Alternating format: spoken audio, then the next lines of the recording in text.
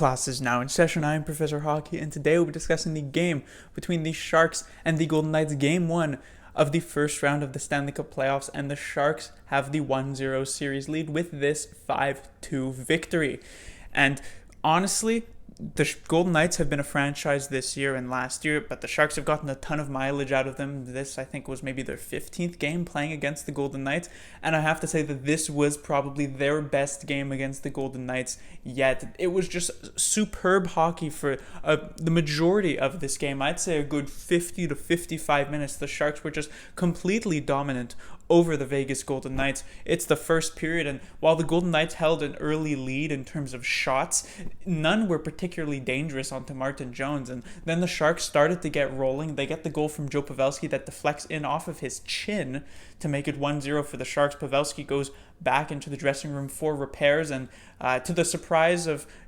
It's weird to say, but to the surprise of not many people, Joe Pavelski ends up returning at some point in the second period, and unless his jaw was literally broken, it's not a surprise to see a hockey player, especially Joe Pavelski, to come back from something like that. And so definitely a trooper type of move from Pavelski. And in the second period, the Sharks also expanded their league with 3-on-3 goals from Burns, and then a 4-on-4 goal from Vlasic. It's something that I've picked up on the Golden Knights, actually back at last year. The Golden Knights have fantastic man-on-man coverage when it comes to 5-on-5 even strength play, but when it comes to 4-on-4, and I guess to a lesser extent here 3-on-3 because it's so rare, the Golden Knights seem to lose that and somewhat fall apart in the defensive zone. The Sharks manage to take advantage of that when the Golden Knights just get completely lost on Vlasic's goal, and then Burns was just a very nice shot. And a couple minutes later, it is Mark Stone for the Golden Knights who responds, and it ends up going to 3-1 up until the last few seconds, where a great play by Erik Karlsson, followed by a fantastic tip from Evander Kane, makes it 4-1 going into the third period. So a 3-goal lead after 40 minutes.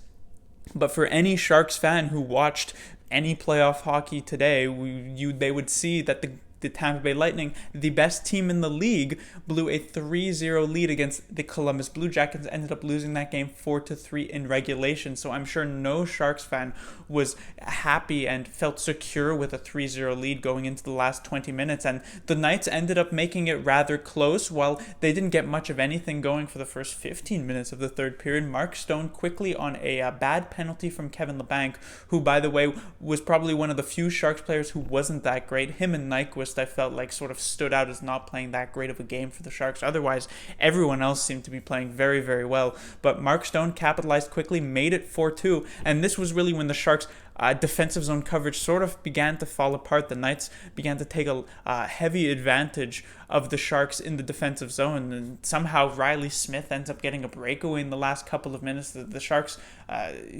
for whatever reason, the Knights really brought it to them, and the Sharks couldn't seem to respond, but they managed to keep the Knights off the board for the rest of the game after that Mark Stone second goal, and they add a Tomas Hertl empty netter, and the Sharks get it 5-2, a huge Game 1 victory when you compare it to last season's series against the Golden Knights when they lost in the first game 7-0.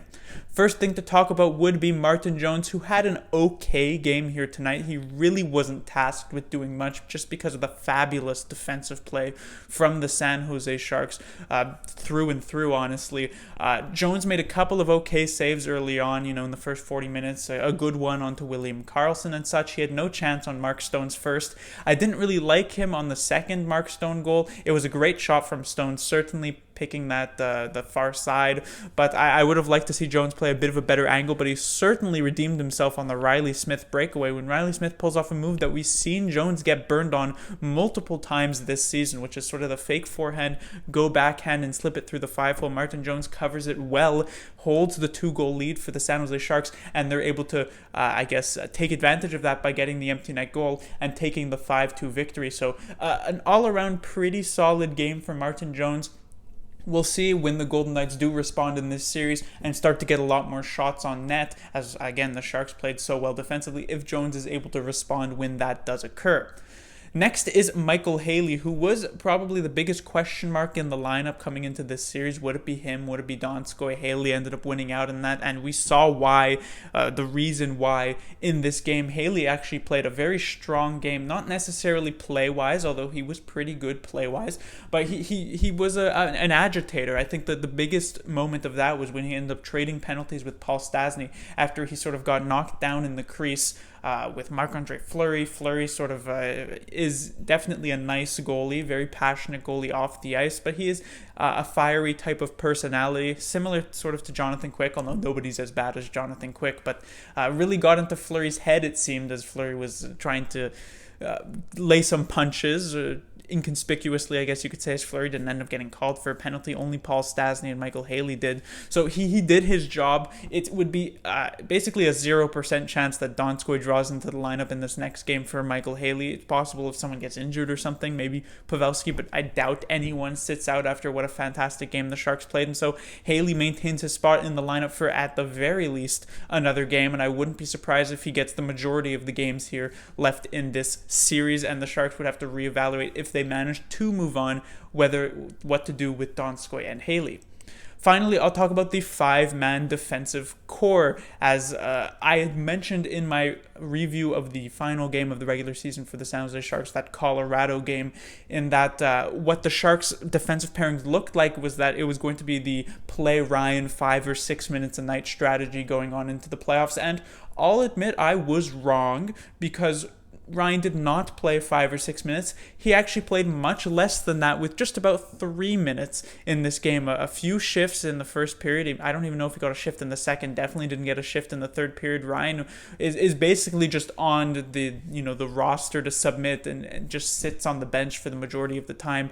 And you see why that is the reason. I mean, this 5-man defensive core just played so incredibly well. Burns and Karlsson especially played fantastic games. Finally, we're seeing these two Norris caliber defensemen playing not only great offensive hockey, but even some very good defensive hockey. Vlasic with a fantastic play right at the end to end up leading to this hurdle goal. He also had a goal for himself. Dillon and Braun playing some solid defensive hockey. Brendan Dillon especially, I thought, had a pretty solid game. And when you're in the playoffs and you're playing about 24, 25 games, if you are to go all the way, it's very likely you're going to lean on your top guys. We've seen it in the past before. At the Chicago Blackhawks, I think maybe it was 2015 or maybe a different year, they just leaned so heavily on their top 4 defensemen. I mean, their third pair basically just didn't exist, as Duncan Keith was getting like 30 minutes a night without overtime. And I would not be surprised to see players like Erik Karlsson, players like Brent Burns, who both had incredibly high ice times in this game, continue to get that, because this is the final stretch. This is what you work towards throughout the entire regular season. You're going to lay it out all on the line here in the playoffs. And so Joakim Ryan, him getting 3 minutes tonight, I don't think is some sort of outlier, and it's going to improve necessarily throughout this series.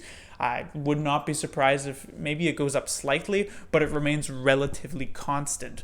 But that will do it for this review. The Sharks will, of course, be playing Game 2 still in San Jose against the Golden Knights on Friday. We'll see what response the Golden Knights do have, because as much as the Sharks played a very, very good game, and I don't think the Knights were necessarily bad tonight, as let's say a previous win on the season for the Sharks against the Tampa Bay Lightning, I thought the Sharks just did such a great job against the Knights, they couldn't do much of anything. But I do think they're going to come back with a better response in the next game, and the Sharks are going to have to be ready for it, especially in the first few minutes of the game, where the Sharks have recently struggled in the regular season. So hopefully the Sharks can keep up such stellar defensive play that I haven't seen coming out of the Sharks in a long time this season. I mean, you'd probably have to go back to find, what was it, the first or the second game against the Pittsburgh Penguins, which was also a superb defensive game, to find one similar to this, and this was probably even better than that. Class dismissed.